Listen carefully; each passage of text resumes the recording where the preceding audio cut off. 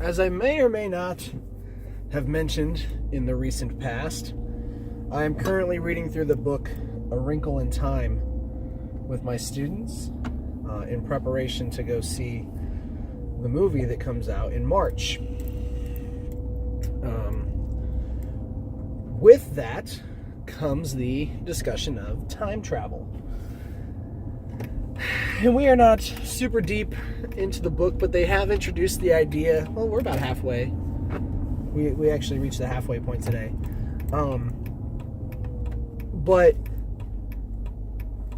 we've talked about how the hashtag spoiler alert, if you haven't read this book that was published in the 1960s, the three guardians, we'll call them the guardians, Mrs. Whatsit, Mrs. Who, and Mrs. Which, have the ability to tesser or wrinkle through time. And basically what that means is they're taking time that is a straight line and folding it so that the point that they need to travel to is much closer.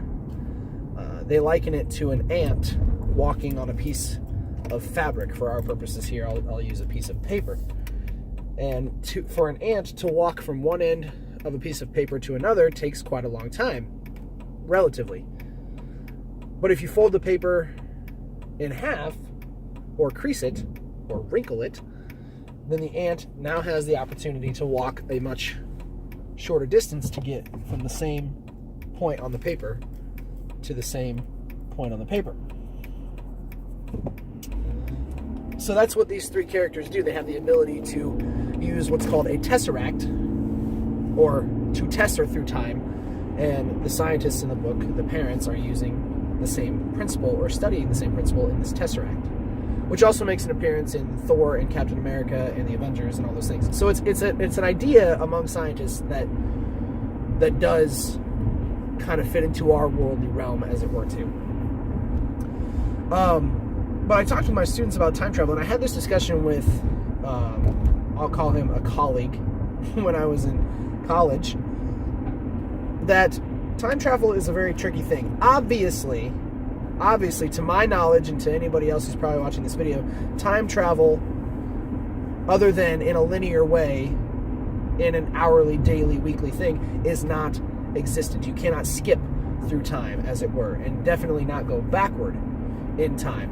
And so I was talking with my students about how even if there were a time machine that existed where you could travel and skip through time, there is no possible way to skip backward before a point that machine existed. So there is no possible way to travel to the past that existed before that machine was made, was created, was put into operation.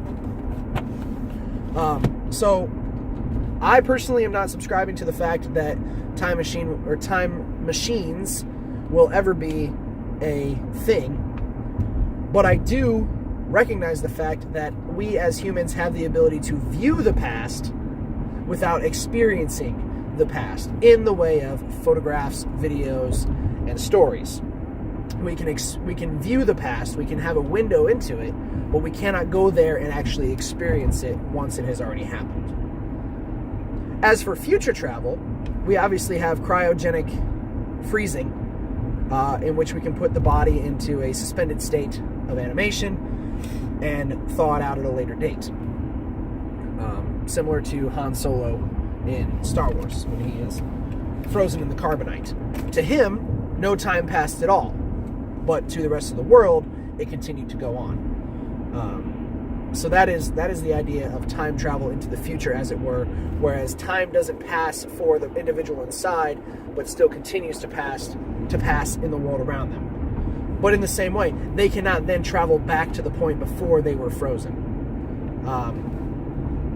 So there is only future travel. Time still only exists linearly, and you have to travel across that line. You have to be the ant that walks from one end of the paper to the other. You cannot jump to the other end, and definitely not jump back.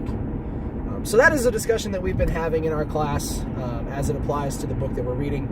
I'd be interested to hear your thoughts on the topic. In my opinion, one of the most entertaining stories of time travel comes in the H.G. Wells novel, The Time Machine. If you haven't read it, or at least watched the movie, I encourage you to do so. But that's where we're at in our classroom these days.